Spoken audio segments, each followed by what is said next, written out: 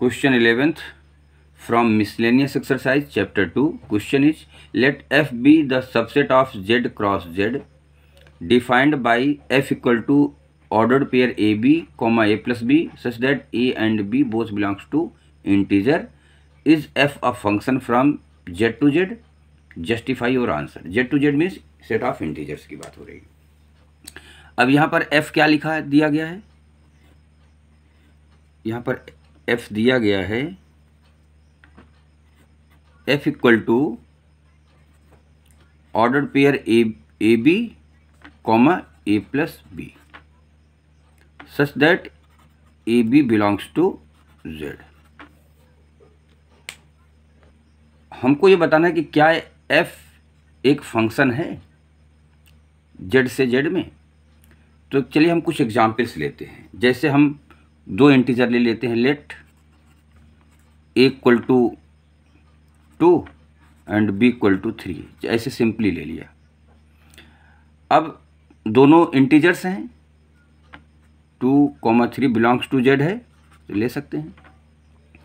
अब हम अगर इसका ऑर्डर्ड पेयर बनाएं फंक्शन में तो क्या मिलेगा, ए बी इक्वल टू क्या मिलेगा 2 इंटू 3 दैट इज 6 और ए प्लस बी क्या मिलेगा दैट इज 2 प्लस 3 5. तो मेरा ऑर्डर्ड पेयर क्या बना, A B comma A plus B क्या बना हमारा, ये बन गया 6,5. एक और एग्जाम्पल लेते हैं, एक दूसरा एग्जाम्पल बगल में ले लेते हैं यहाँ पर. तो क्या होगा, A equal to -2 and B equal to -3. दोनों -2 -3 बिलोंग्स टू जेड है, ले सकते हैं. अब ए बी हमको यहाँ क्या मिलेगा, ए बी मिलेगा -2 into -3 that is minus into minus plus 3 two 6 मिला. ए प्लस बी क्या मिलेगा, -2 -3 दैट इक्वल टू -5 मिलेगा. तो ऑर्डर्ड पेयर क्या बना, A B comma A plus B हमको क्या मिलेगा, यहाँ मिलेगा 6, -5. अब जरा देखिए, ये भी ऑर्डर्ड पेयर और ये भी ऑर्डर्ड पेयर हमारा फंक्शन का एलिमेंट होगा. एफ में हमको अगर ध्यान से देखें तो ये अगर हमको क्या मिलेगा 6,5 मिलेगा और क्या मिलेगा 6, -5 मिलेगा. कोई भी, ये तो फॉर ऑल इंटीजर्स के लिए ना, A B belongs to Z सभी इंटीजर्स के लिए. तो हमने दो इसमें से ढूंढ लिए. अब यहाँ क्या देख रहे हैं कि 6 की इमेज 5 है और 6 की इमेज -5 भी है.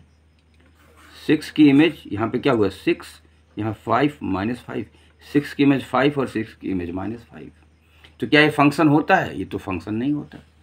तो आप क्या फाइनल लिखेंगे, क्या आंसर लिखेंगे इसका, सिंस 6 हैव 2 इमेजेस 5 एंड -5. 6 की 2 इमेज है 5 एंड -5 जो हमको दिख रहा है. So the given, so F is not a function. Relation तो है लेकिन फंक्शन नहीं है क्योंकि 6 की एक से ज़्यादा इमेज मिल गई.